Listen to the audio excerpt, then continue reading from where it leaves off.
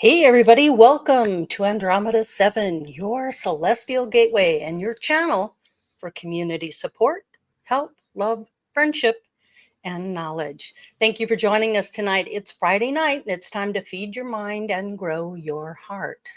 We are a group of light workers and like-minded beings here to offer some insight into spiritual ascension and self-development topics. It is our goal to share our knowledge and wisdom to all who wish to receive it. And tonight we're talking about ascension. Now, I'll be asking the panel what is their view on ascension and what does it mean to them? And our goal is that it gives you an alternative way of looking at your own personal ascension experience. Ascension, also known today as the shift or the Great Awakening, is a very personal experience and it is different for everyone. But there are key factors to be aware of. You don't have to be a psychic to experience an awakening. All that is required is that you are a human being in the Earth School asking the questions, who am I? Why am I here? What is my purpose? As well as questioning the state of your reality.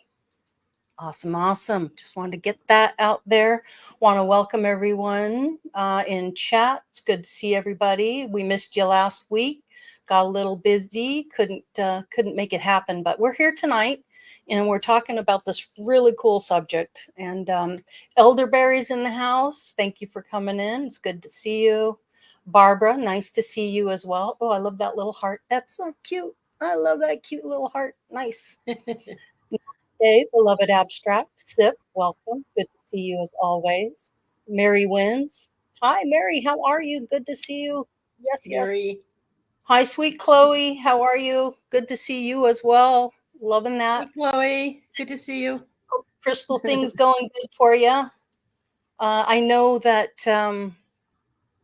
Black Raven loved her ravens, so and all the extras. So thank you for taking good care of her. Thank you so much for that. Really appreciate that. Spot on, Chloe. Spot on. Good job. Yes, way to go, sis. All right. Trina Hi. Bean. Hey, Trina Bean's in the birthday. house. Trina probably just got home from work. She's tired, got her feet kicked up. Yep. I hope you're enjoying being home and relaxing. I know Brian is with you. Brian, you're in the backyard there, aren't you? No How's doubt that with going? Luna. Look at all the light back there. Sweet. Yeah, it's not too bad out. It's probably 99 out. Oh, just 99, not a big deal. Yeah, in September. We've had some hot weather here as well in Nevada. Is Luna with you? Yeah. Yes, she is. She's in the house laying down on the cool tile. Because she's a smart dog. Yeah, I let her out once today. It was funny because she came out the door, did about a 15-foot circle, and straight right back to the door. It's like, nope, too damn hot out. Yeah, it was about 110 today. Yeah, she's a sweet dog. Definitely. Love that. Hey, Lori. Yes. Do I have time to say I want to tell the viewers something. Absolutely. I'd like to share something that's on my heart. Okay. Share away, and then we'll get going. I want to thank each and every one of you, the viewers, the folks in the chat room, members of our panel, for taking the opportunity to be here at this time, right now on our platform, not only as individuals, but as a collective, unified group of conscious beings. Okay? Because every time we do this, no matter what channel it's on, when we come together like this, we're actually co-creating. We're co-creating our now, and as reflections, individual reflections, but also as a whole, we are all reflections, I believe, of source energy, of creator itself. And so we're allowing creator to experience us, and we are experiencing creator in its various different flavors and aspects because we're all part of creator. So every time we come together and have an exchange like this, we get to see so many different aspects of that which is creation itself. And it's just the whole paradigm shift for me of thinking about it. We talk about tribes and we talk about families, and it's more than that.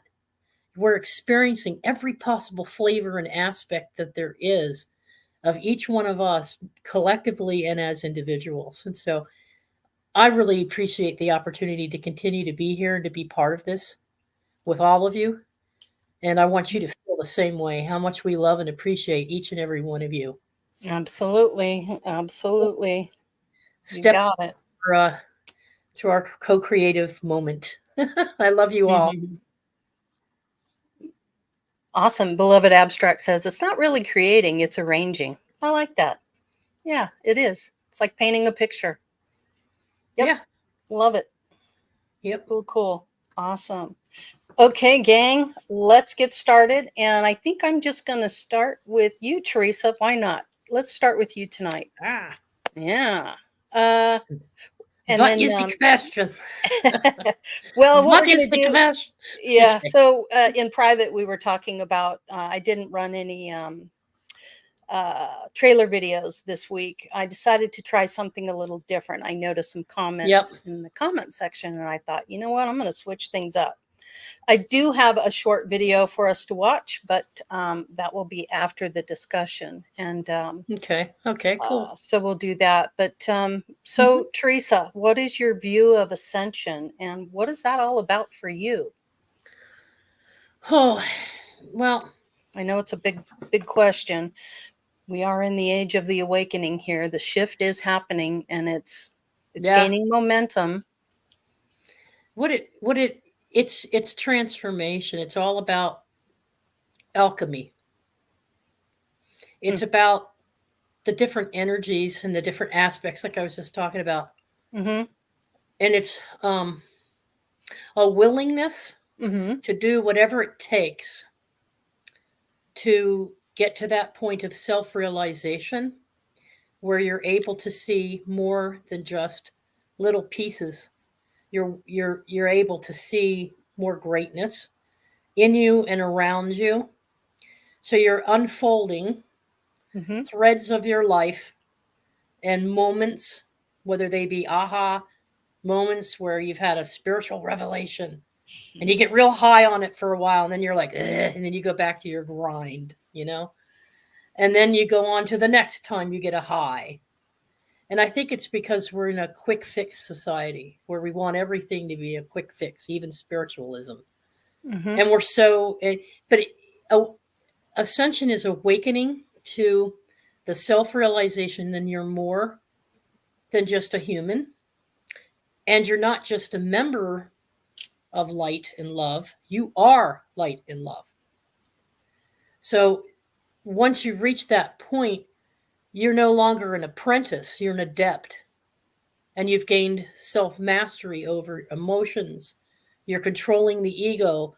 You're more mindful. You're fully consciously aware of what existence really is and what your value is to it. And how others can help work with you to serve your higher purpose, and how you can help them achieve their goals. So it's unity consciousness in addition to your own conscious development and evolution. So that's what Ascension means to me. You're ascending from within to a higher minded, fully consciously aware level, and you're craving it. You're craving it. You're binge watching spiritual programs. You're studying ancient texts. You're experimenting with runes. You're making your own runes. Like what I did. I made my own bag of runes.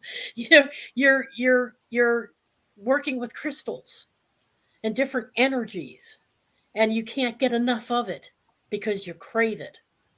And it's because there's more to life than all the chaos that you see and all the rabbit hole theories and all the conspiracies, and even Earth cleansing itself with its hurricanes and disasters and volcanoes.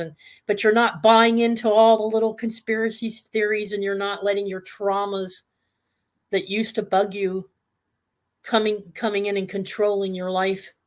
And you're not having an on-off relationship, because that's what I used to do. I used to have an on-off relationship with Creator. I would love Creator one moment and I'd hate Creator the next. or I'd get really high spiritually off of things, and I'd be like, oh, God loves you. And I would run around, all excited about it.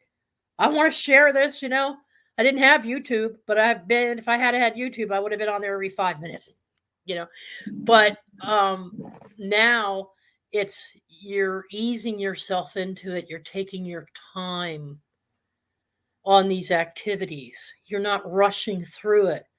You're spending quality time with yourself in meditation. You're breathing.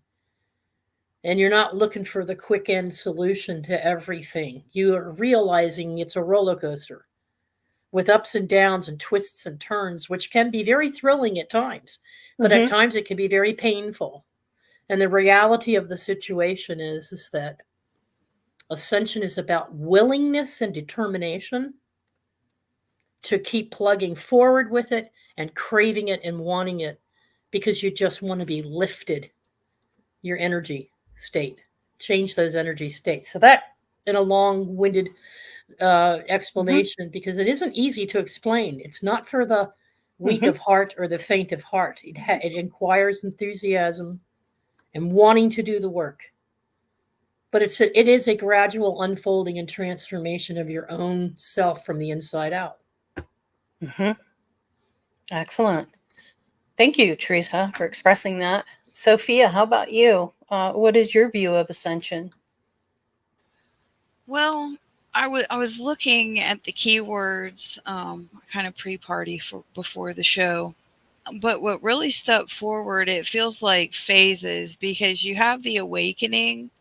And when I experienced what would be considered an awakening, it was, I'm going through my life, and then boom, So, and it doesn't all have to be, a tower card experience. You can have an awakening and it not be a mess. But I would say that would be the first thing that would occur. And then the enlightenment is where you get the understanding, and then you can apply the new information that you got during the awakening. And then you're able to release old patterns so that new and higher energy can come into the equation. And then I would say would be Ascension, which would be, for me, it's a not important. I don't want to use the word important, but it's like you get more responsibilities from spirit, because you understand, you've come to the point to where you're moving yourself out of the way and keeping the ego healthy. And you have a mindset that is not centered on service, but you're aware that process has transformed you in the way that you navigate life. At least it did for me. But it can be cyclical. It doesn't just, one day you have an awakening. It's like an onion, to quote some Shrek here. Why not? It's layers and circular, right? Well, yeah, it's somewhat. I would agree with that, but it's like you were saying earlier, being kind to yourself when you are going through these things, and know that other people has happened before, and it's a good thing. It's like when life shows up for me, in a what I would perceive a challenging or negative fashion, I'm like, man, the other side of this coin ought to shine like the noonday sun, because the only way out is through. So that's what I have. I mean, maybe I answered it a little backwards, but I think Ascension is going through the ticker, the finish line. And then you start over with another awakening, another enlightenment, and then another Ascension.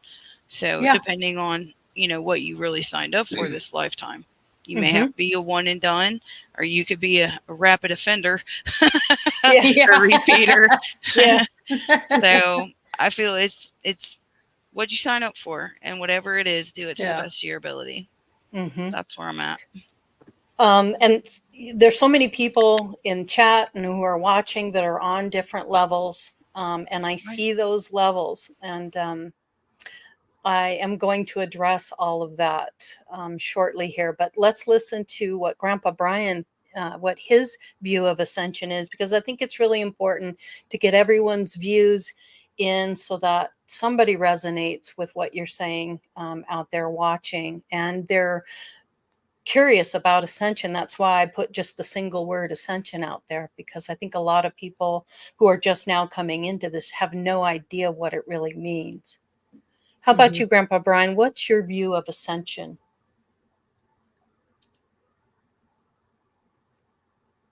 Looks like he might be a bit frozen.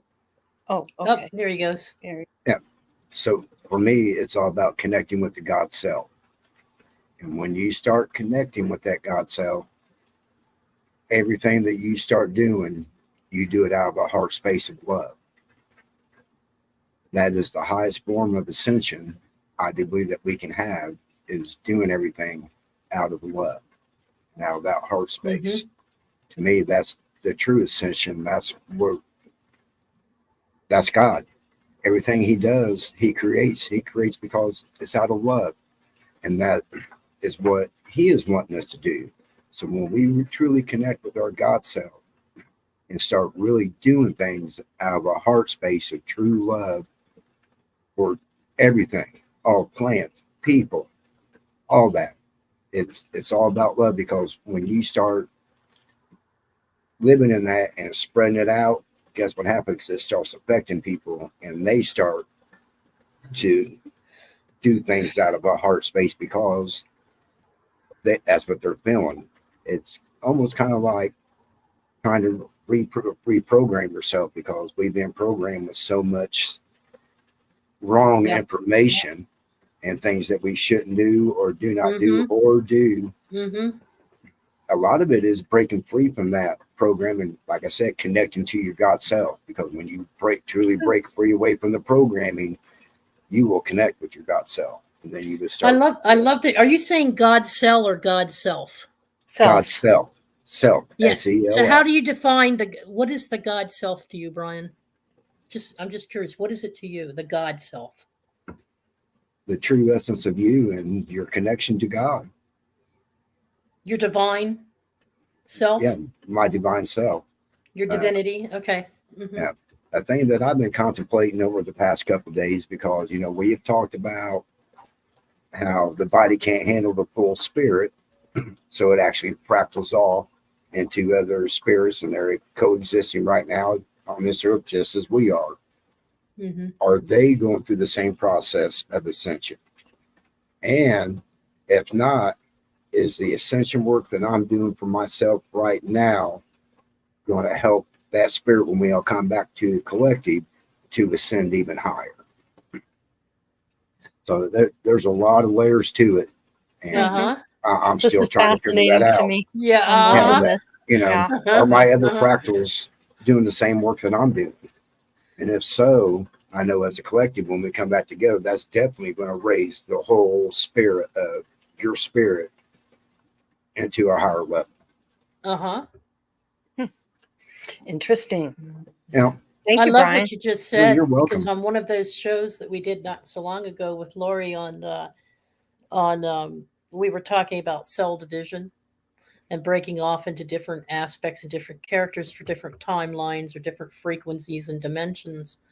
And so there's versions of us everywhere, but they're slightly different based on what the purpose is in that particular frame of existence that they've created. But it is a tremendous way for our soul to gather in and pull in experiences, information, and knowledge simultaneously at different levels, not only to help each other in different timelines, even though we're not consciously aware of who we are in those timelines necessarily. Some might be, some might not be. But the information is out there in the universe for them to tap into. So we're adding to the collective pool of knowledge, and the guides that are guiding them, just like the ones that are guiding us in our now, are able to pull in that information experience that Brian had in Indiana in 2024, or what one of Teresa's emanations had in Greece way back when. And so it's the integration and coming together of all these parts of us that some are more aware of than others, depending on where they are in their ascension journey in terms of their awakening. Lori and I were talking about that the other day. Sometimes I felt more awakened in some centuries than I did in others. And I feel like right now is my time to be fully Yeah. Full on, You're full popping. on. Yep, You're popping. Yeah, exactly. it's mind blowing, isn't it? It is. The quantum. Yeah. We're talking quantum spirituality Yeah, on the here. quantum level. Yeah. Yeah. How about you, Jasmine? What is your view of Ascension? And then we'll get to Nick. I promise not to forget you, Nick. So the way I view Ascension is kind of like everything everyone's been saying so far. Mhm. The terminology that I used to explain it to someone before, it was like gates. You know, you get to the gate, the first gate of awakening, which is just self-awareness, and it's like self-reflection, self-discovery, right? Then you get to the gate of like self-forgiveness, forgiveness of others, and then you get to the other gate of like the ego. Like I see the abstracts talking about like the death of ego, and that's letting go of you always being the winner, you always being the top dog, you always doing that. That's another gate of realizing that, you know, everybody has a purpose, everybody has a place. It's not, you don't have to be everywhere all at once, you know. It's kind of like sharing that limelight. It's all of these different gates that you get to in life. You know, when you come to addiction, how do you combat addiction? You know, all of us have had that awakening moment of where we were like, why are we here? What are we doing? And I feel like there is probably, if we all sat down and probably said like, hey, did you go through this experience of like, did you go through a life and death experience and finally realize what's the point of life? Or did you go through finding out what you were craving and why you were addicted to this? Did you find a way out for this? Did you find a way out from darkness? Did you find a way out from heartbreak? Did you find a way out? You know what I mean? Like, it's almost like these milestones that are created, and I refer to them as like different gates or different ascension blocks, because it's like when it all comes together, that's where you are on the ascension goal. Because I feel like the goal is to always be a little better or a little more wholesome or a little more whole than what you came in with. Because I feel like when we come in, we're like asleep. We're blind to like our past lives. We're blind to like all these things. And then we're like Teresa, where we get, oh my God, it's the runes. Why does it sound so familiar? Why do I like this so much? I gotta learn more. I need more, you know? And then it's like, oh, I get it now. I see. And then it's like, it's all those rediscovery things that makes life beautiful, but it kind of goes in those stages. So Ascension for me is more of like those lesson blocks, those life lessons, and how much have grown from that. So I see, like when I think of the word Ascension, I think of a flower that's like blooming and reaching out from the sky. That's what I feel it is. Yeah, it's like the lily opening up. They often depict Blossoming. the lily Expanding and blossoming. Yep. The seed's planted, it grows, it blossoms. Yep. Yeah. Comes to fruition. Yeah. Yeah. Sir Nick Draco, you're up, dude. What is your view of Ascension? So my viewpoint of Ascension is pretty simple. All I see it as is when you level up. Ascension just means you're rising, and you know you're starting at a certain point. Your experiences and your endeavors give you a certain amount of threshold of knowing, and once you get to that point, that's what we call Ascension. You start understanding more. You start seeing more perspectives. You start understanding things that a normal person would damn or say is ridiculous or would say is inhumane, but even though you agree, you understand why it exists. Yeah, it's so you have a different outlook, you have a different approach to these things. It's a maturity. Ascension is maturity. And I that's feel a good way of like spiritual, emotional, and self-discovery maturity. That's actually pretty good. Yeah. I like that. And I think one of the main things that we're supposed to be learning is that we're not really third dimensional beings. We're fourth dimensional. And let me explain that a little bit, because this is when the simple gets a little complicated. So You're only supposed to answer what does Ascension mean. I am. Just Okay. express yourself. You're fine. Yeah, it's all good. So 1D Really is want just your a view. flat line, right? Mhm. 1D. You can just go left and right. First, from my understanding of dimensions, first D cannot observe itself. So with sticking with that rule, we go to 2D. 2D is left, right, up, down, but it's still flat. Second D, however, has the capabilities of being aware of the first dimension. They can see that line that's going left and right, unlike the first dimension who can't. Then the next step is third dimension. That's when you start adding depth. It's not just left, right, up, down. You also have depth and width. And that's when objects start becoming more solid instead of just flat.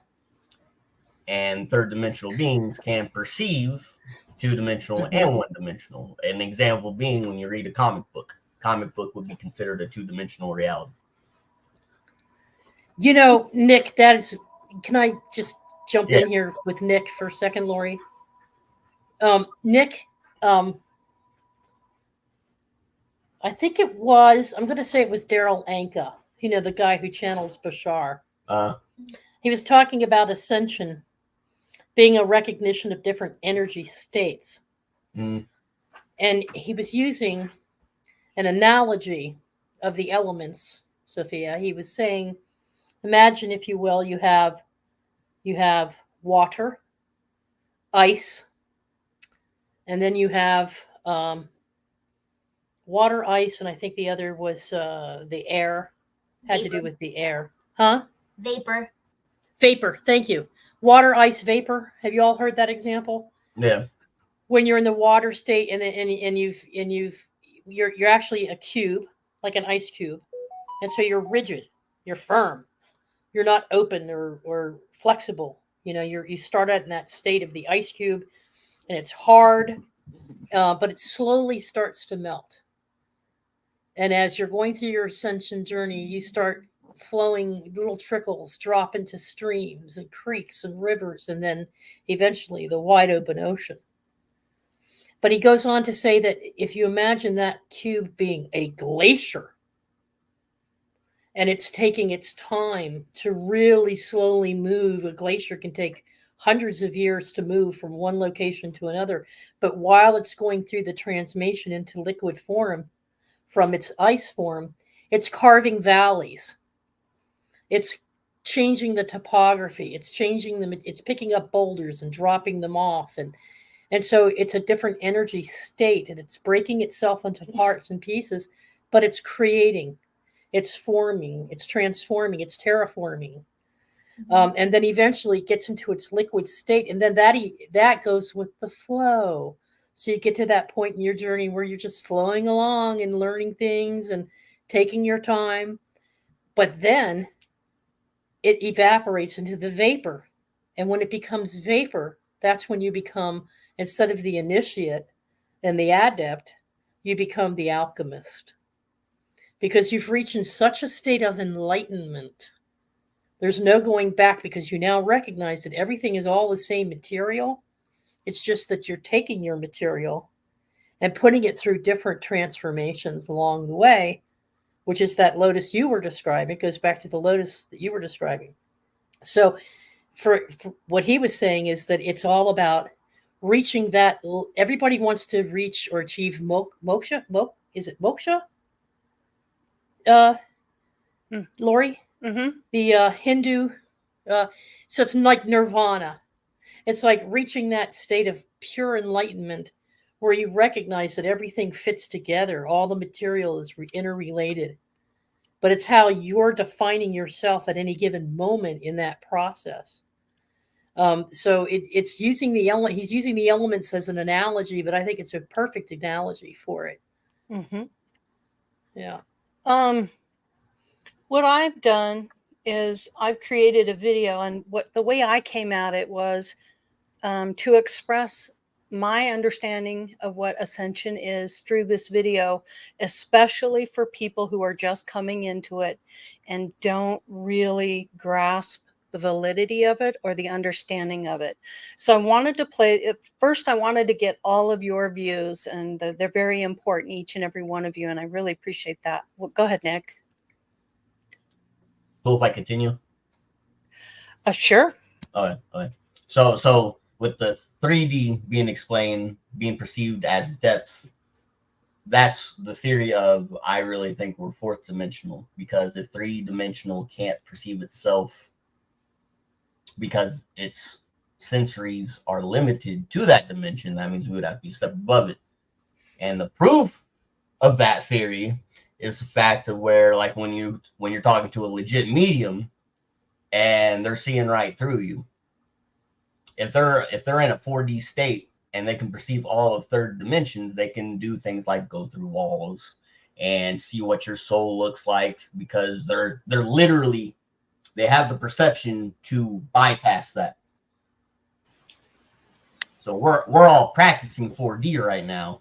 People that are in mediumship and psychic abilities are the current leads in that regards, because they have the mastery of it. And then after Fascinating. After the 4D mastery, you go to 5D and 6D. Yeah. That's why I call them levels, because it simplifies it for me. It's level 1, 2, 3, 4, 5, 6, however many there are. Mm-hmm. So that's what I'm getting. Yep. That's what it means to me. I appreciate that. Appreciate your view. That's excellent.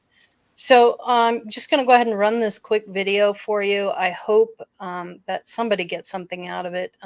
I enjoyed making it, and it was really cool to put this all together for you folks. So I'm going to play this for you. And then after that, I have a couple of slides I'd like to go over with you to really get into this a little bit more. Here we go. Spiritual ascension and spiritual awakening are terms that refer to a natural process of evolution that involves shedding the old self and experiencing a profound inner rebirth. It's also described as a quantum leap in consciousness that helps us understand the nature of reality. Some say that awakening is the beginning of the broader process of ascension, but it's an expansive part of it. Some people describe the process as being upgraded, rebooted, or elevated in vibrational frequency. It is a shift in consciousness with the understanding that we are more than just an ego. We are pure love and light with an opportunity to know the difference. By experiencing the dark side of life, we experience polarity. In the spirit realm, we understand only the light side. We learn and grow through adversity and all that the negative energy provides us with in the physical world. Ascension and its process is different for everyone, but there are key factors of which we experience its individualized revelations. So, what is the difference between ascension, awakening, and enlightenment? There is definitely some differences to many concepts in spirituality or New Age philosophy.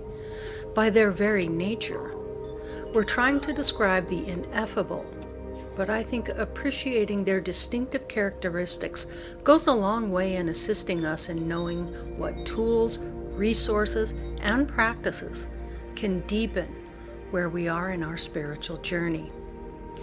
As with all things that are explored across many disciplines and with different points of origin, interpretations vary, but there is a good guide to understanding these often misused terms. So what is ascension? Ascension refers to the process of transcending to a higher level of consciousness or existence. Ascension is both an individual and collective journey towards a higher state of being. It is thought of more as an energetic spiritual process rather than a physical one. This shift is characterized by moving from a world based on ego identity, separation, and us versus them mentality to one of love, unity, and interconnectedness. From this higher state of being, we have heightened perceptions and greater intuitive capacities, and gaining access to spiritual gifts that we were not previously available due to the density of the 3D world. Awakening can be thought of as what is happening as we move from 3D to 5D world. If ascension is the larger process, awakening is the unfolding realization and recognition of the nature of reality that happens within that process, bringing with it profound insights and shifts in perception, leading to increased mindful spiritual growth and a deeper connection to oneself and the world. These realizations can happen suddenly or over a long period of time, with steep stages and plateaus. It can be triggered by unexplainable events, a life transition, or a peak experience, but it starts with a deeper appreciation that we are all part of something bigger than ourselves. What is enlightenment? Enlightenment is often considered the ultimate result of awakening and spiritual traditions. It is an absolute state of being that once you have achieved it, there is no other way of being. The idea of what the ultimate result is can vary from tradition to tradition. For Buddhists and Hindus, it involves liberation from the cycle of rebirth.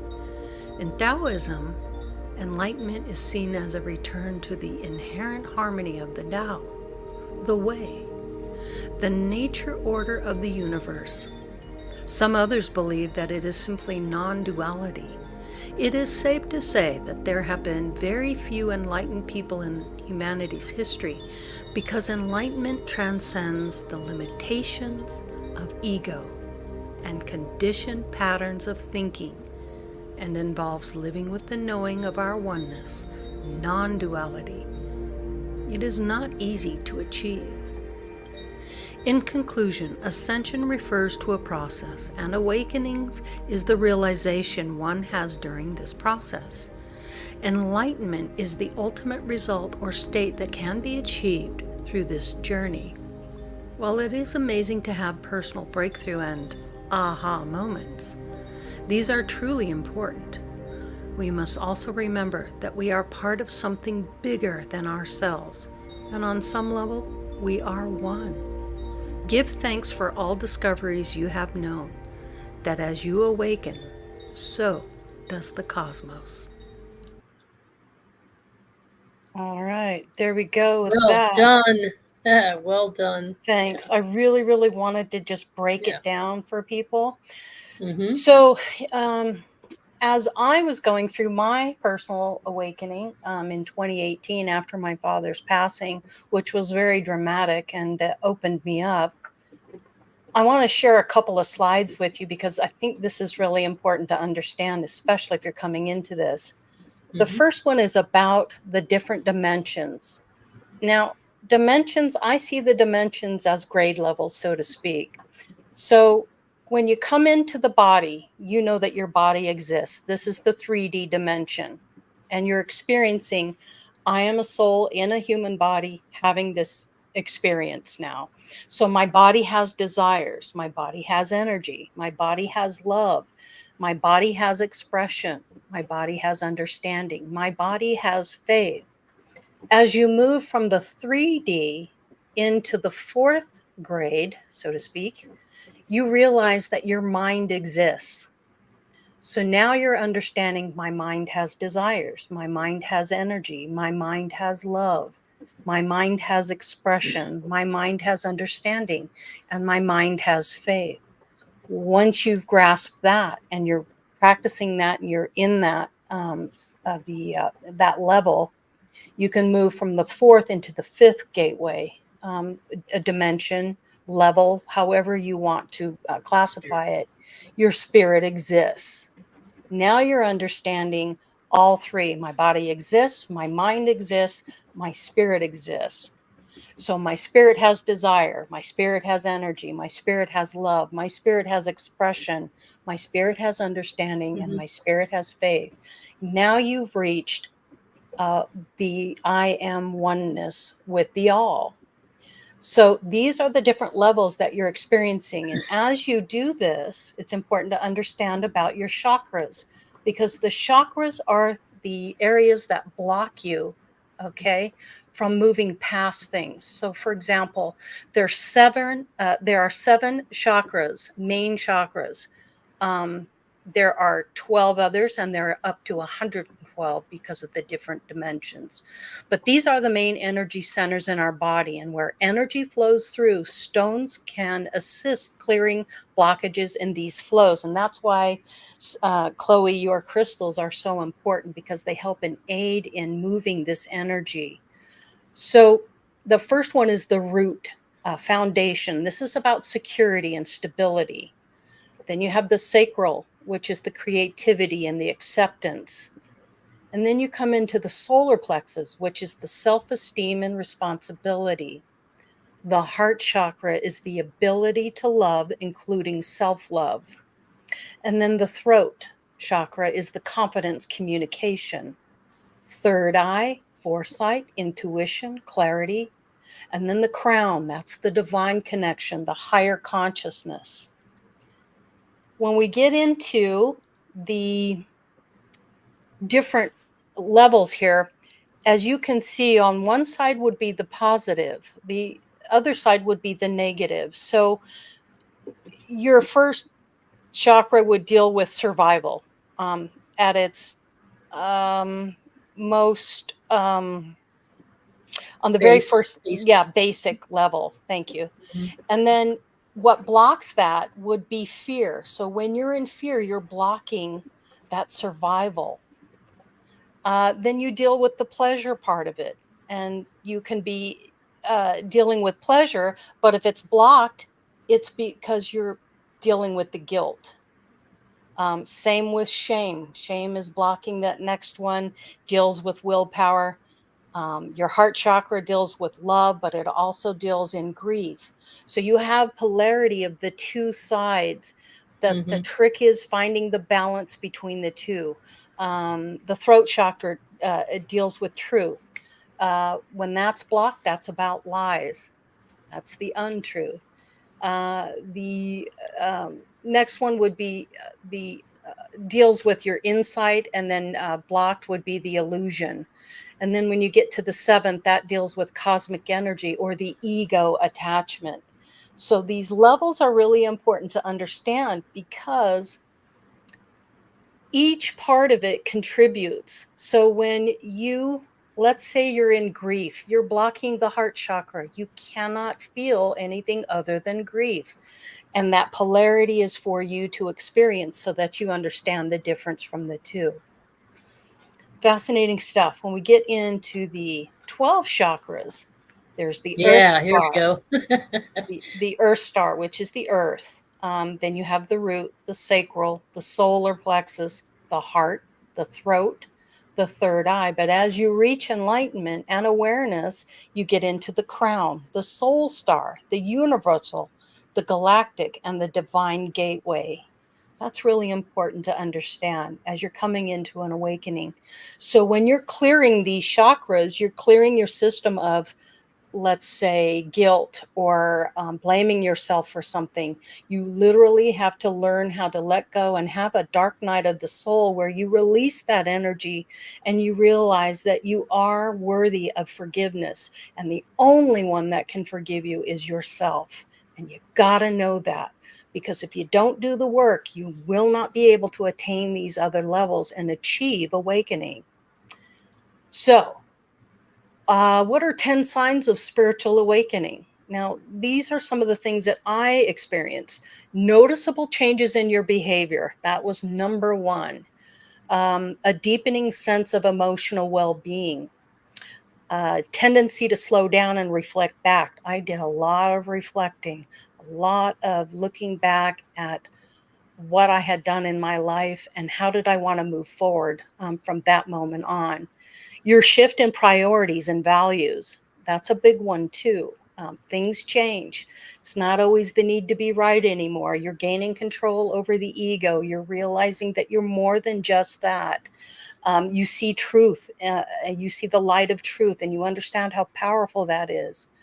And then you begin to hold the opposites together. You start comparing the two, the negative and the positive, and then you begin to maintain a balance. You see the balance in it and a deep sense of self-honesty and responsibility. If you're not honest with yourself, how are you going to be honest with anyone else?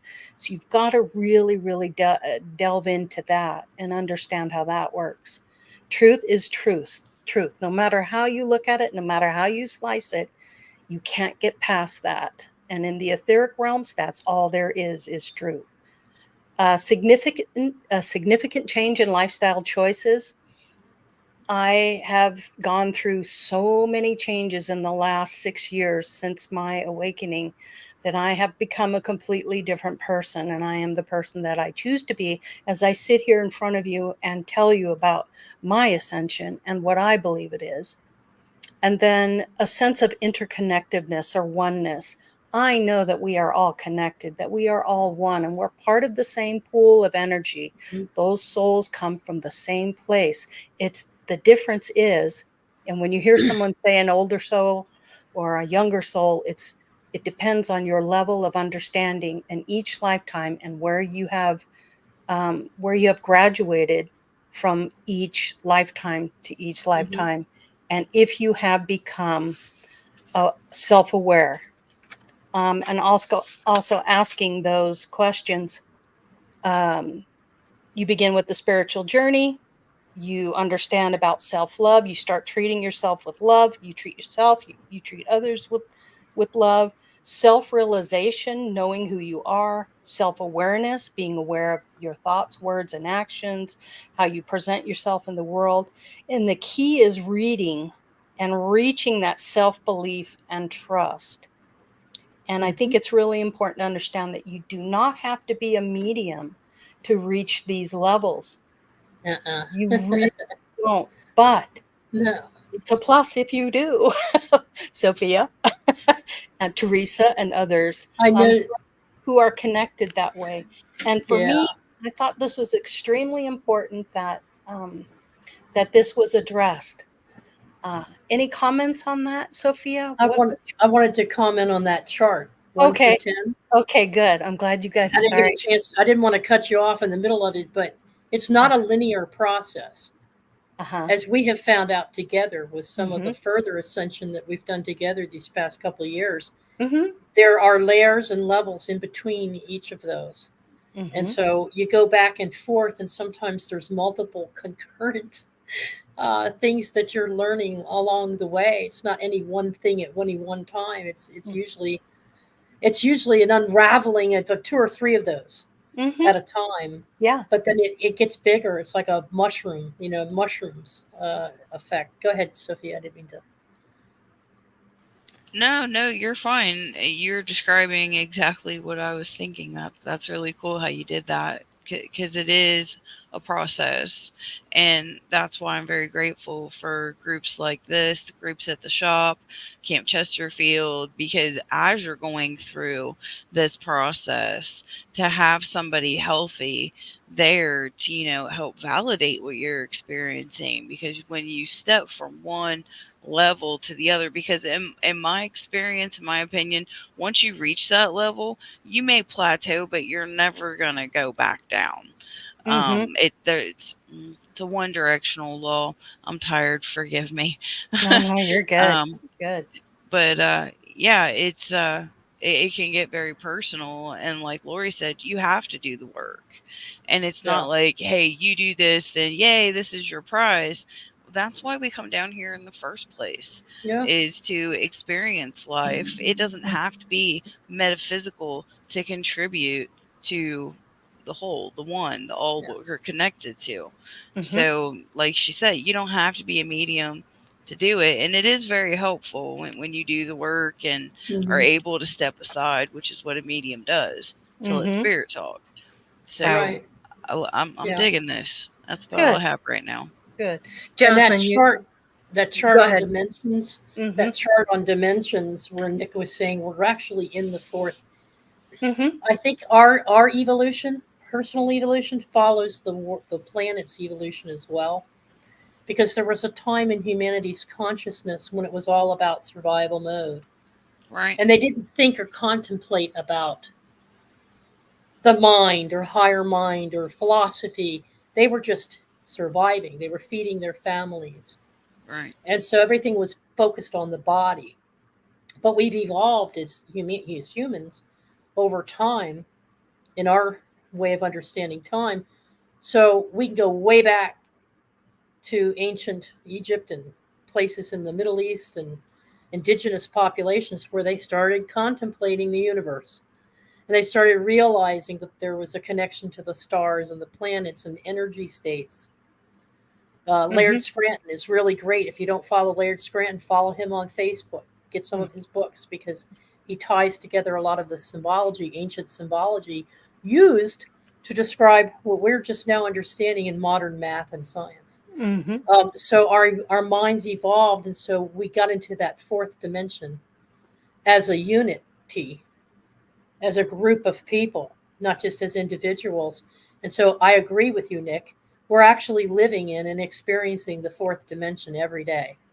It's getting from 4 to 5. That's the clunker. That's the toughest part to transform into. So I'm sorry. I just go ahead, Jess. It's all right. Jasmine, you had a comment. Good. So it goes into one of the graphics that you had about what blocks each chakra. I just wanted to mention that it doesn't mean that it's not going to happen again. You know what I mean? Every time you have your heart blocked by grief, it'll just get easier and easier to deal with, because you'll realize what the pain is and why you have that pain, and it'll make it. And then you'll realize that you actually have the tool set. You have everything you need within yourself. You don't have to, it won't be like, oh my God, why is this happening to me? Oh my God, I don't know what to do. I don't know. You'll have way more clarity once you've gone through it. But just because you went through it doesn't mean it won't happen again. Right. It'll be easy. So Acknowledged. Yeah. And then the other thing I wanted to mention is that when we talk about like this oneness, it reminds me of the parable, if anyone has a religious background, of when Jesus was on the cross and he was dying, and he goes up to the heavens and he's like, Father, forgive them, for they don't know what they're doing.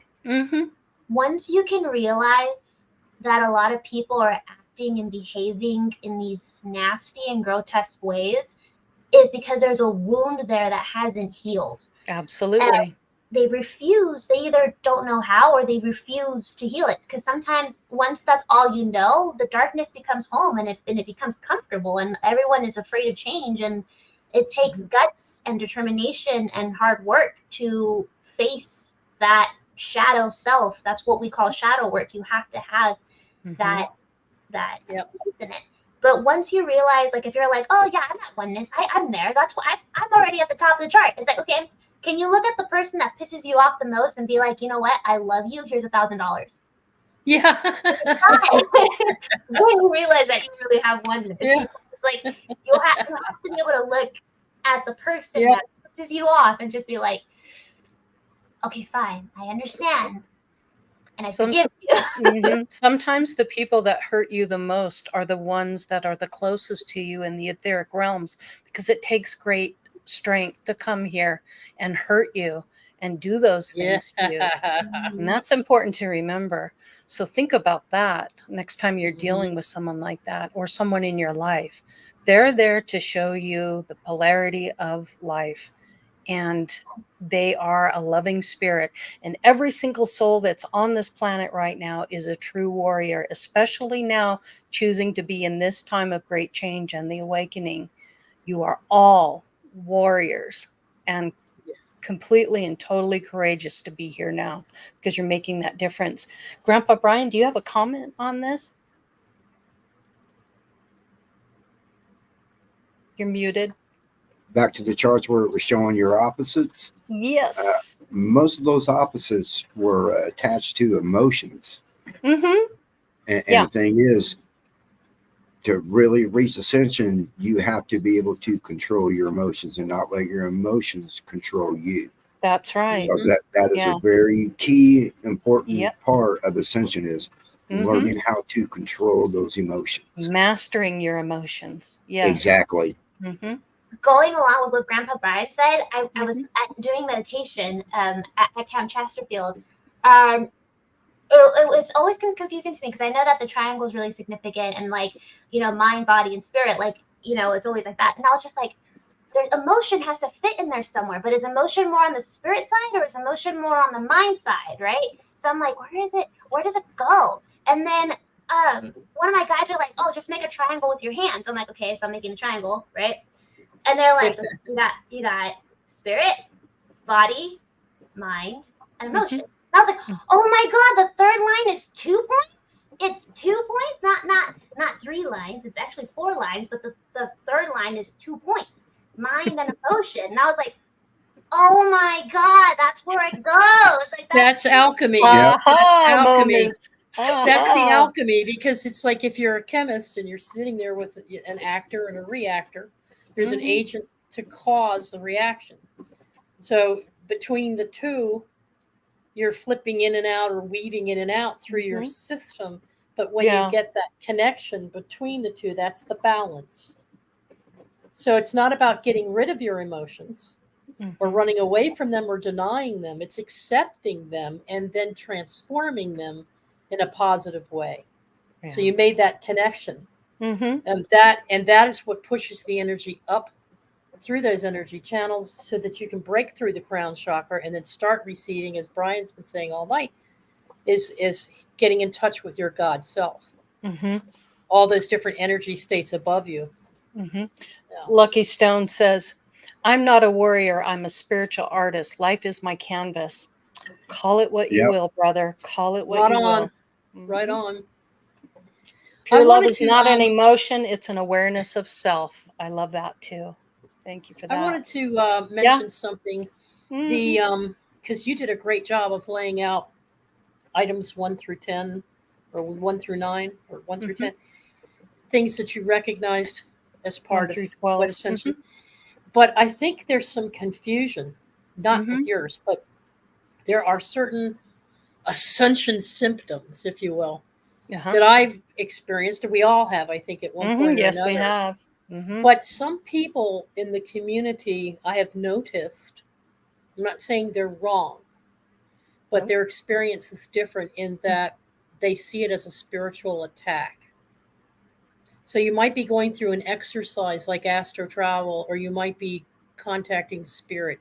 You might be getting messages from beyond because you've opened up those chakras. Okay. So things are going to start happening to you. And I got wigged out quite a few times myself when they started happening, because unlike Sophia, I wasn't born to it. Okay. It came to me later. So Sophia's had years and years of dealing with it and with conditioning herself and mastering it. But for me, it's all been like full on Donkey Kong for the past 3 years, and especially this past year. But here it is. I wrote them down.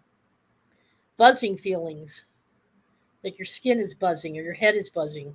Ringing in the ears. We've all had that, Achy right? skin. Strange vibrations.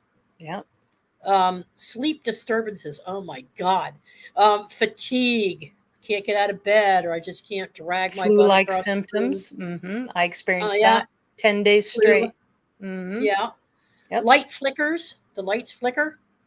Or you get blurry-eyed vision. Something's coming in. And I noticed when I do channeling now, when I channel spirit or something, it comes in and I have a hard time with my eyes. And if I go back and look at a videotape of something that I've done, it looks like they're having difficulty adjusting to being in 3D again to have that session. But it's actually my body responding to their energy and the brightness. But I'll get that sensation even when I'm not channeling something. I'll just start having those symptoms. Light flickers can be them trying to get your attention too.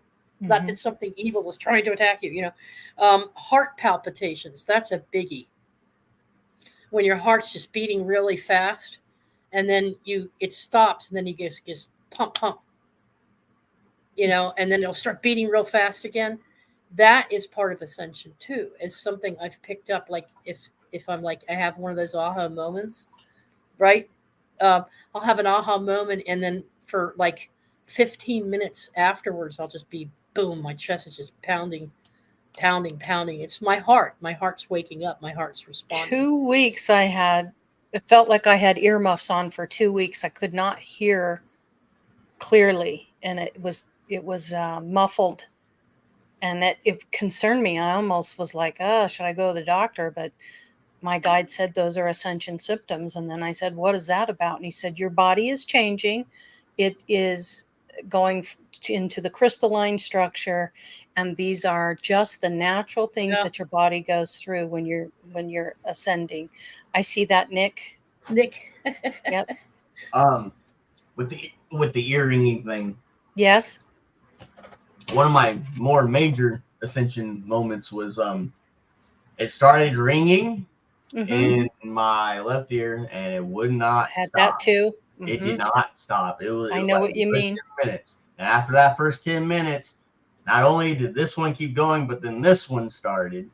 And then that went on for like 30 minutes straight. And then all of a sudden, I was starting to hear it in my mind. Mm-hmm.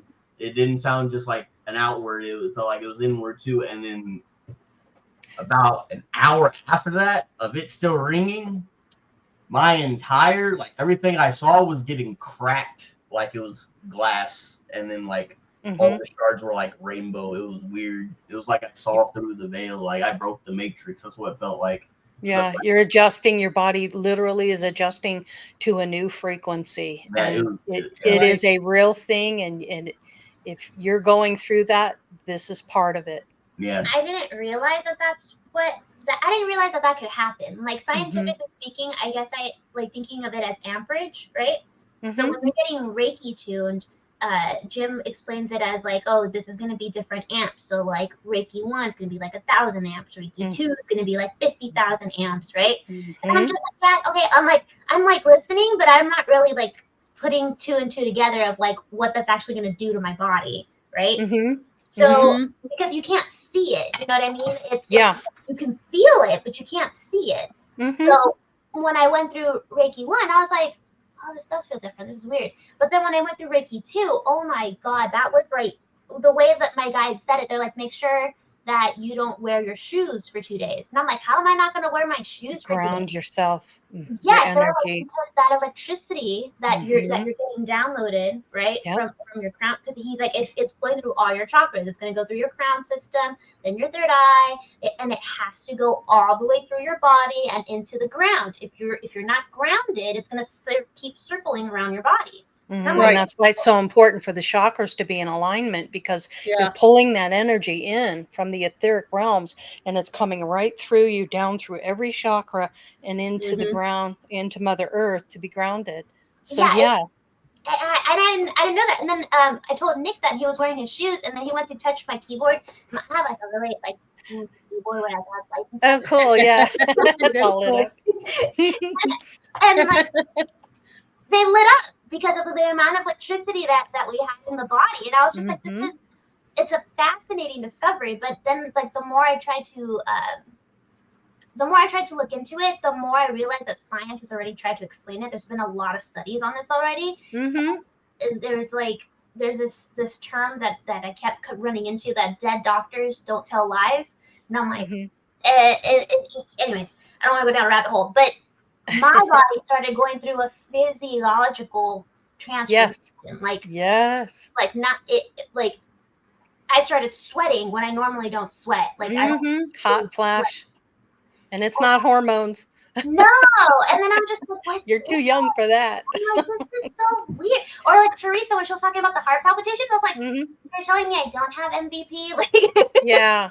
Because sometimes I'll get them and I'll have to like tap my sternum to make sure that they stop. That's good that you did the tapping.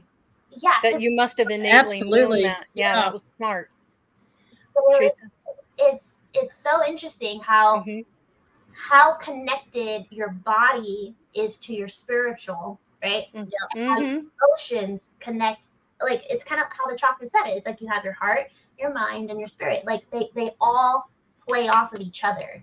So it's very fascinating to me to see how when you have like even an emotional effect, how much that affects the body, or like it's Yeah, interesting to see the intermingling. I got it.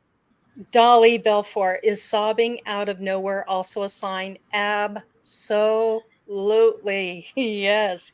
You will cry your eyes out. You will release. Yes. When you cry, you're releasing that energy. Yeah. So yeah, Mhm. that is an ascension symptom. Yes, it is. Part Or of ascension involves. Go ahead. Go ahead.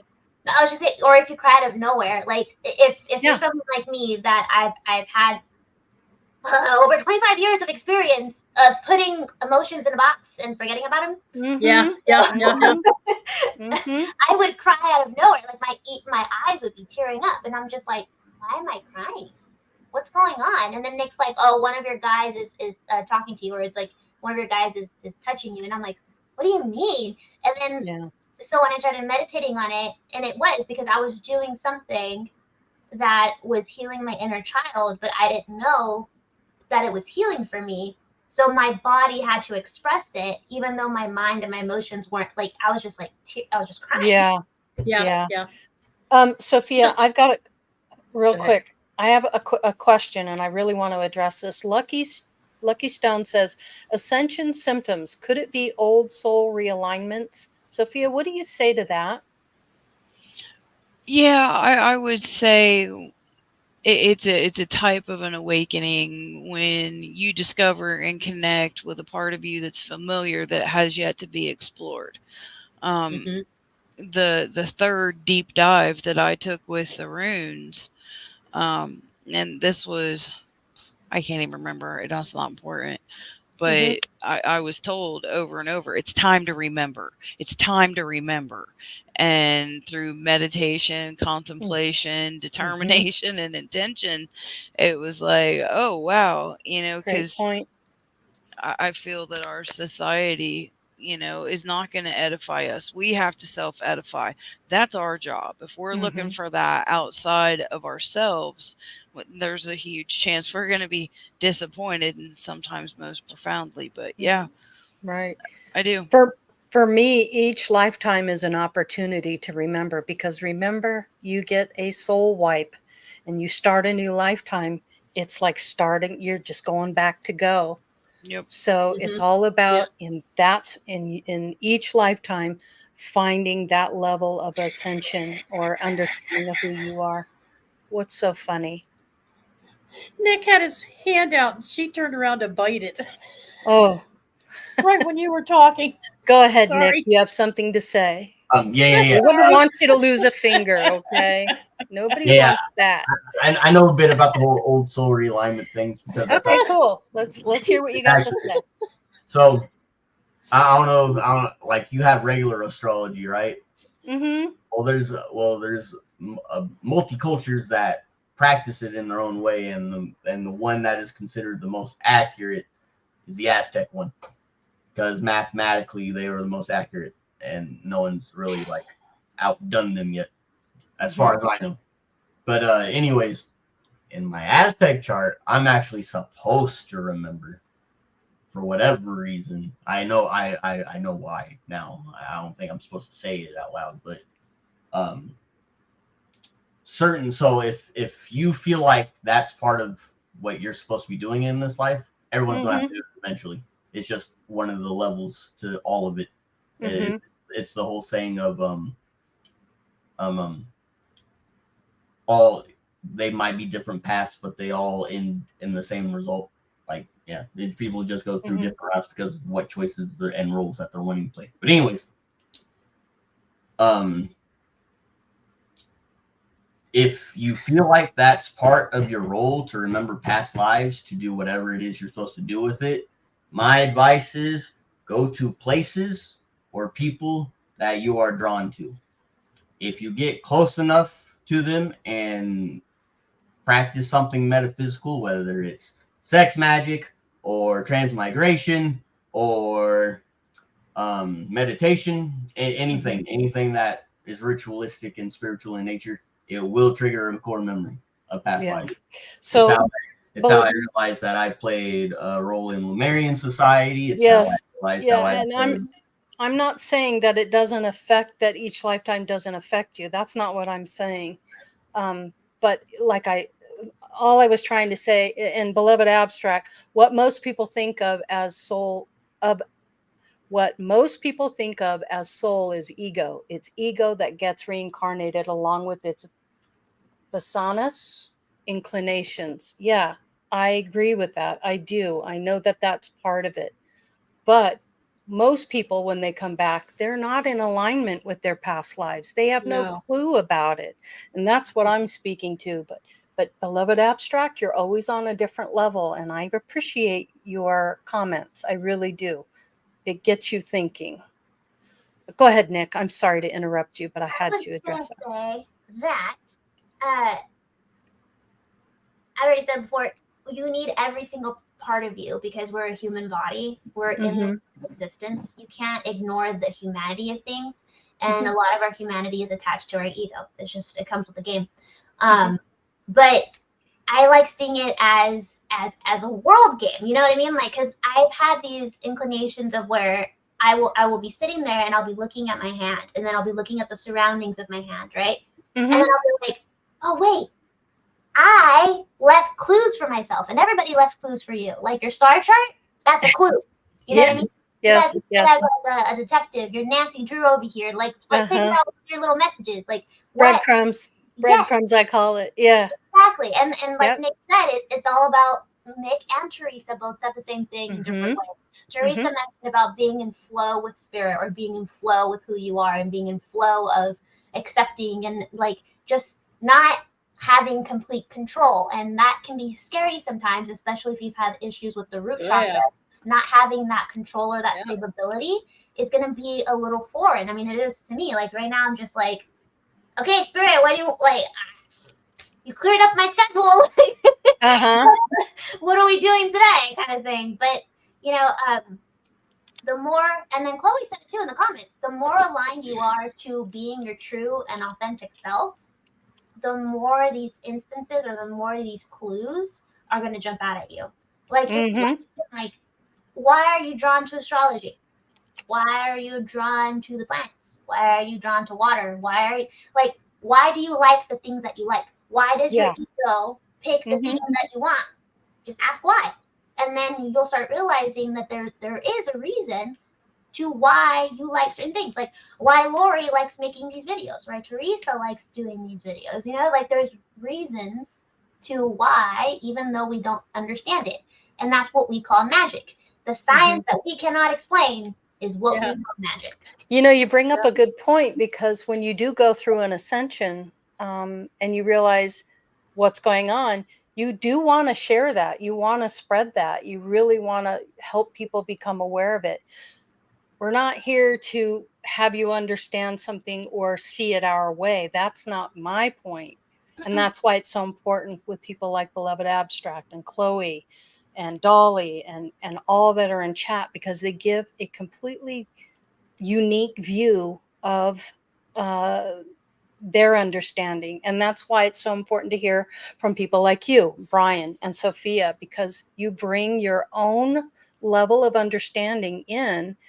And it's important for the audience to get all aspects so they can make their own decisions and all have their own creator. Exactly. Yes. And that is a balanced, truthful way to do it with integrity. Yes. I heard from my very first spiritual teacher that if anyone ever tells you you have to do it this way, probably walk away. Yep. Because if they tell you that there is only one way to accomplish something, they're not in the right area. Well said.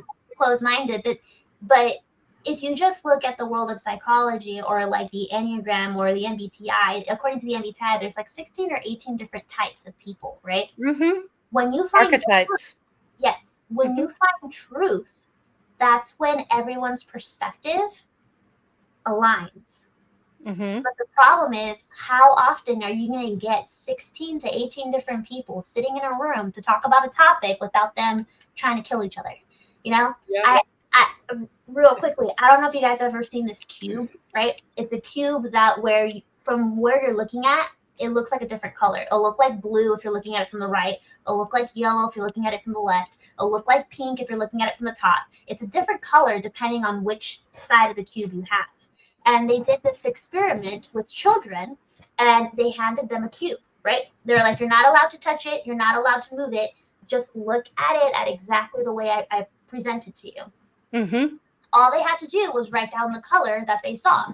Mm-hmm. So he's like, oh, it's blue. Jimmy's like, it's green. And what was her name? I think it was like Tracy said that it was yellow. And then the kids start arguing, like, don't you know your colors? You learned that in kindergarten. Like, it's obviously blue. Like, don't you? And then they're like, you have these kids arguing. And they're just like, it took one kid to be like, well, I trust Sally and I know that she knows her colors. I'm going to ask her, why does she think it was blue? So then he asked her, like, why was it blue? And she's like, well, that's what I saw. I saw blue. And then he started counting the sides. He's like, wait, 1, 2, 3. He's like, wait a minute. It's a cube. So we all saw our perspective, and each perspective was correct to that person or to that group. Yeah. That doesn't mean that there cannot be more than one truth that's coexisting at the same time. Perfect example. It's like Nick and I are completely different sometimes. We have different perspectives plenty of times, but his truth and my truth are coexisting, and we give each other that space to be different. Trust me, if you ever when we get in our heated arguments, we pull out a pendulum and we're like, all right, pendulum, tell us who's right. Am I right? And they'll be like, yes, Jasmine's right. And I'm like, ha, I told you I'm right. Right? And he's like, no, ask it for me. Like, ask if I'm right. And I'm like, okay, is Nick right? And it's like, yes. And I'm like, how the hell are we both right? But that's the point, is that there's so many different avenues or so many ways up the mountain. It's not just one way. Not just one way is right. Yep. Most definitely. Well, go ahead, Brian. That's why I love the group that we meet with on Wednesday nights, because you have 15 to 25 people having a conversation and it never gets heated. And no one ever judges. Because there's respect and love for each other and your perspective. Exactly. That is exactly what I'm trying to express. Yes. Yeah. We may not always Sophia, agree. Go ahead. Both of us had her, but Sophia, did you want to jump in there, because you've been wanting to say something? Oh no, I'm observing and absorbing, and I've Are you got getting second cousin anything to from a yours? mosh pit going on outside. Okay. But I mean, it's along the same lines where I stand on a lot of other things. It's an experience. It's necessary. It's part of it, and we weren't meant to do it alone. So it's a one day at a time thing for me. Yep. I love this comment. True. Once you take it personally, you're in your mind and not in your heart. You're right, Jean-Paul. Yep.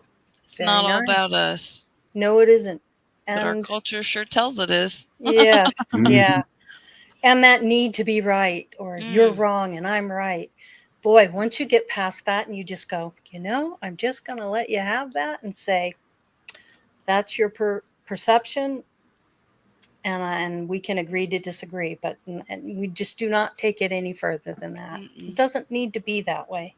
But some people can't let go of that. And that's part of ascending and becoming aware of yourself, self-love, self-worth, all of that. You realize you don't have to be that way. It doesn't have to go that route. Yeah.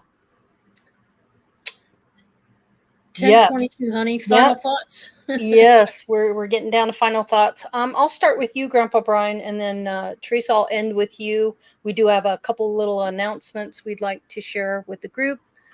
So Grandpa Brian, your final thoughts on tonight's topic, Ascension. And thank you so much for being here. Greatly appreciate you. It has been a fun conversation. Just learn to control your emotions. Once you're able to do that, everything else will fall right in line for you. Yep. I love that. Sophia? I would agree, because it's the failure of controlling your emotions that can turn a metaphysical situation to something it was never meant to be. Mm-hmm. So no matter what happens, keep a calm mind, which means an even emotion. And like the chat was saying, there can be, manifestation of symptoms. And I being born awake, sure, I also go through awakenings, and levels. Mm-hmm. And Sure you do.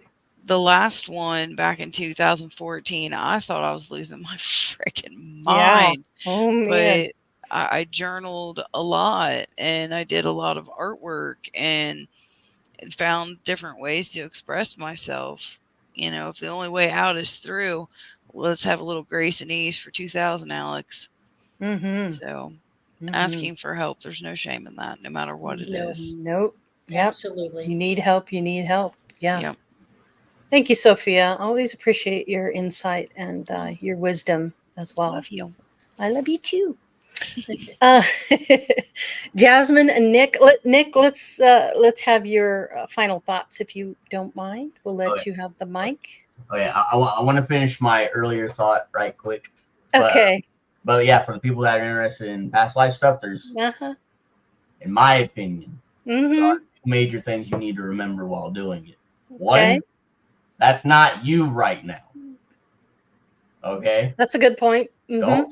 Don't let that past karma like latch on to you right now. It's take it for what it is. It's a history lesson. It is what it is. It's not you right now. For Mhm. example, Right. in one past life, I had 14 wives. Does that mean I need 14 wives again? What do you think, Jasmine? Jasmine says She's not like, only no, I'm gonna but take no up for the drinking. no. Screw Ascension. I'm taking up drinking if Nick's got 14. Just as an example. And It just complicates things. And the other part is like I was saying earlier, if you're drawn to it, go to it. Mm-hmm. Like how Jasmine was saying, I am drawn to mountains for some reason. I got a trigger both at the Grand Canyon and at Mount Shasta, especially Mount Shasta, because I used to run the city. But that's a different story. Mm-hmm. Yeah. Shoot. So like those are the key things you want to do in the past life. Now for the Ascension thing, my last thought on it is, if you feel like you're in a rut, don't worry about it. It's not a race. I love Jim's quote when he says to everyone, it's not a race, folks. Mm-hmm. Why are you rushing? And you have eternity to figure it out. Yeah. There's only two things that can happen. You either pass it or you get to try again.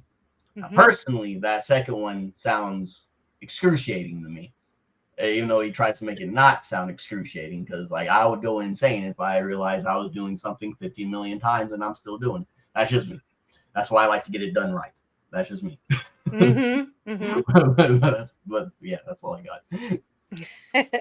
Thank you, Nick. Thanks for being here. You guys are adorable. Yeah. I call you my adorables all the time. Good, I like it. Jasmine, final thoughts, my dear? As long as you're not hurting yourself and you're not hurting another, I think you should be able to explore what makes you you. Mm-hmm. And that's part of the journey. Like, I know a lot of people, I talk to a lot of spiritual people or a lot of enlightened people. I say that in air quotes because to me, like, you can be enlightened, right? But if you're detached from your humanity, no one's really going to understand you. And what benefit is that? What benefit is that if no one can understand you and you're up here, like, up alone at the top of the charts? Like, so my point in saying that is that if I like being human. Being human is the most freest existence and it's the most beautiful thing that I have ever experienced. I don't mind coming back. Hell, last time, like if the time I was here before, we had cool technology and stuff, and now we have even greater technology. I feel like it's a joy to be alive, and there's so much stuff. There's just it truly is, and I'm learning through the rooms, like especially with like day guys, that It's called a present for a reason. Mm-hmm. Being present is such a joy. And I didn't realize it because I was constantly in a rush. I was constantly told to chase the bag, chase the money, chase your dreams, chase, run, 3D. Yes. And I'm just like, God damn, I'm tired. I'm so Mm-hmm. tired. I'm not doing no more, Grandpa. Mm-hmm. So it's like, my final thoughts are, do what makes you feel the most you. What ignites that soul in your fire? What ignites that passion? What are you willing to die for? What are you willing to create? What gets you excited to be alive? Mm-hmm. I feel like the more What's your passion? yes, Yeah. the more you discover about yourself, the more compassion and the more understanding you'll have with others and yourself. Mm-hmm. You got to realize that everything that you want, and I know it sounds like a cliche, but you have it all in here.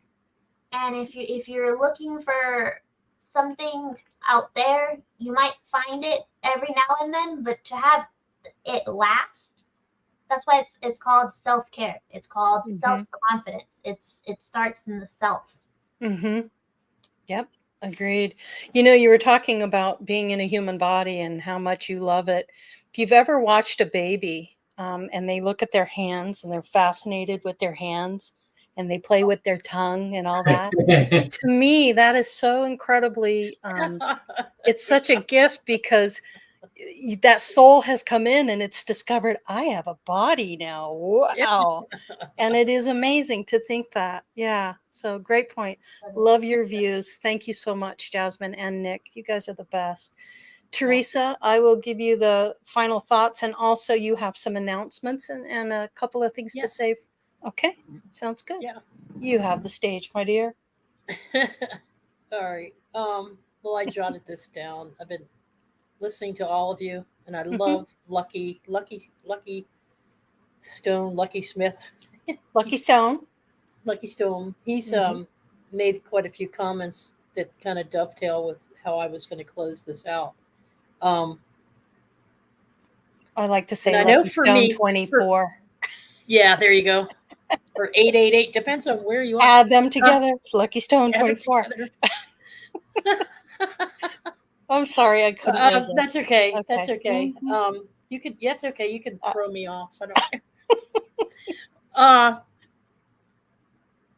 I've been through this, so I'm speaking from experience. So I'm not pointing at anyone. Okay, so 'cause I'm describing me a lot here too. People want to be enlightened, they say, but they don't want to necessarily walk the path. Yep. The spiritual path seems overly complicated, arduous, almost impossible sometimes. And so there's a tendency to give up early. And it's because, and I think I started to say this in the beginning of the program, you're either really, really turned off or you're really, really turned on. You're tuned in, and then you're tuned out, and then you're tuned in again, and then you're tuned out again. In my journey, I walked away from all of this several times, but then I would immerse myself in it for 2 or 3 years straight. Then I'd ditch it, bury it, and head for the nearest bar. Okay? And every time something didn't go right, it's because I had all these expectations that this journey would lead me to nirvana or make me a superstar or a superhero of my own contrivance because I felt like crap. I wasn't comfortable in my own skin. So I was looking for instant gratification. And when I couldn't have it through my spiritual journey, I would ditch it. And I would put that energy into things that weren't productive or good for me. Addictions and other things. So you're masking never the to pain. drugs. Yeah, not masking. really to drugs, but I did play with it. Yeah, I was masking. And so I think there is the method, as Lori has tried to show you tonight, what her point was is that there is a method, there is a process, and the things that you perceive, and this is what Lucky was saying, the things that you perceive as working against you are most often things that actually work for our own well-being. The reason I was so angry and the reason I kept walking, played the yo-yo game with spirituality for what, 6 decades now? Or at least 5 decades, is because I perceived the wrongdoings in my life as insurmountable. And so I couldn't let go, I couldn't forgive, I couldn't accept, and I couldn't see the value of the lessons it would teach me later in life. Mm-hmm. And now that I'm older and I go through the things that I go through, boy, were those bad times and those terrible things of value. Mm-hmm. So when you think someone's doing you harm, Including yourself. including yourself, have patience. Take your empathy, which is your emotions, and channel them into something that leads you to the so many other possibilities. It's not always black and white. It's not always cut and dry. We just don't always see it at the moment. But if you can put it on the shelf, if you can take that object and sit it down and just shelf it for a while and put your focus on other efforts and allow things to unfold, you might be able to stick with it a little bit more easily and things won't be so difficult. And that's what I have discovered. Things are easier for me now because I'm comfortable with myself. And so that's, to me, is what this ascension journey is all about. Is before you can talk about getting to these different levels of consciousness and developing your clairvoyant skills. Yeah, it's all that. But it doesn't have to be. It can be, ascension can be about just accepting yourself and others around you who are acting out in ways that are probably part of a soul agreement that I didn't even know about. And if it wasn't for Lori sitting down and regressing me, or if it wasn't for her spending time with me to make contact with my deceased relatives, I wouldn't have come to that conclusion. Mm-hmm. And when I got that release, oh my God, it was like a weight lifted off my chest. Mm-hmm. And I started getting flooded with spiritual experiences. And I'm not talking about the paranormal type experiences I had when I was ghost hunting and all that. That satisfied a different curiosity in my nature, but it helped me become less fearful Mm-hmm. of things that go bump in the night. Mm-hmm. But now when things go bump in the night, I look forward to it because I never know what it is and I've always got protection, so I'm not afraid. Mm-hmm. So I don't have the fear. I'm open to it. If something comes knocking on my door, 9 times out of 10, I find out it's a relative or an ancestor or maybe another aspect of my own self, which happens a lot too. So it's your own mind and your own body that turns against you when you seek something beyond it. From deep inside, the mind and body turn against you in so many screwed up ways, and mine sure as hell did. Ask yourself, what's your priority? What are your priorities? How important is it to you to be an enlightened being?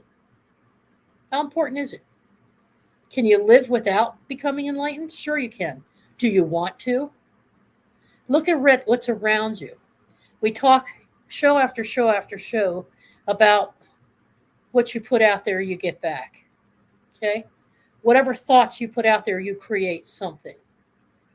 And then that affects the world, right? It affects everyone around you. So how bad do you want things to change? How, not bad, but how stoked are you about it? How excited Motivated. are you How about motivated are you? Because if you can be that, Mm-hmm. then you can take this journey in a positive way without rushing through it and crashing and burning and walking away from it and playing the yo-yo game like I did. And you will reach ascension. You will have a higher mind about the way you see things in the world and other people more easily, more readily. Mm-hmm. It doesn't have to be hard unless you make it hard. Mm-hmm. And that's what I needed to learn. That it was easier for me to pick up a book and read or watch a video on spiritual self-development than it was for me to sit in a bar and drink too much or get on a plane, half snockered out of my mind. Okay? Mhm. So if you're just off again and on again in this relationship with Creator and relationship with you, with yourself, if Mhm. you have one of those on again, off again relationships, ask yourself, would you put up with that with a guy or a gal that you met that you really loved or appreciated? Would you, Mhm. or do you want that on or off type of relationship? I'm at the point where I don't want off and on relationships. Hold the mirror up. Hold that mirror up. Mhm. Yeah. So it's within your grasp to give yourself permission, Mhm. as Lori always says, just to frickin' breathe. Give yourself permission to fall in love with the ascension process. Right. Make room in your hearts for this process, folks, and it'll get you through the most difficult times of your life. Mhm. And I know because it's taken me, 5 years since that accident to get to where I am right now, where I'm getting ready to completely change Mhm. and start all over, something new and different. Mhm. Which brings me to Sophia's got some new and different stuff going on. Sophia, my dear, Mhm. you have a special announcement. She had a show, an interview with Courtney, Stars of the Morning Light. It went on at 9 o'clock last night, was it? You can catch the And pre-record. Watched it it. was It was a very pre-recorded. good interview. Yes. Awesome Love seeing interview. you up there, Sophia. And Thank she made some announcements, and Mm. you've got something going on with something new you're doing, huh? Yes, there's a lot of new things. I have a lot of people that are out of town and they're looking for like foundational energy and information, where to start and all this. And I have actually finishing up the PowerPoint for the first one that's going to be focused on numbers and the elements because in addition to wanting new information, a lot of them have intention of tarot, but a lot of these people are maybe 100+ miles away from the shop. So it'll be a working towards that, and I'm open to feedback if and doing more than one, because I have some people that the weekday they're not available. So I'm just gonna get quiet, see what Spirit has to say, and have a good time. I love that. Awesome. Yeah, it's worth it. Definitely. I And then you tonight. also have you also No. have a festival. Also, what does she have? A festival coming up at Camp Chesterfield. Oh, yes. Yeah, Halloween Fest, I believe it is the 26th and 27th, a Saturday and a Sunday at Camp Chesterfield. The cutoff to be a vendor, I believe, is the 13th. So if you were tossing that around, the door's not closed. I believe there's links below to if you're interested in either participating or whatnot. This is the first year for it, but it's exciting. It's exciting to serve. It's exciting to meet new people, and my job is to take care of myself and keep up. Right on. So, Well, you're awesome. doing a great job, no doubt Thank you. about it. And I wish you nothing but success. And I know you will have it because you've spent your whole life coming to this point, and you deserve it, and you will have it. So it is. So it is said, so it is done. 2 or more. Let's Awesome. go. Love you, Sophia. Love Love you everyone too, here. man. And I just wanted to let you guys know I have a final thought. It's something out of my journal. I thought it was really apropos for tonight. It's quick. It is the path that teaches us. We grow and learn through each situation. Each relationship holds meaning, and that's what we do as souls in any form. Acceptance is truth, and sometimes knowing is all we need, the truth of any given situation. In realizing it, we allow ourselves to surrender to its outcome for the lessons it teaches us. Nothing is forever. All things come to its conclusion, but the soul's experience is eternal. And we'll leave you with that. Thank you all for coming. Thanks for being here, everyone in chat, those who are watching, and we'll see it soon. Thanks. We love you all and have a wonderful weekend. We look forward to seeing you next week. That's And right. we're out.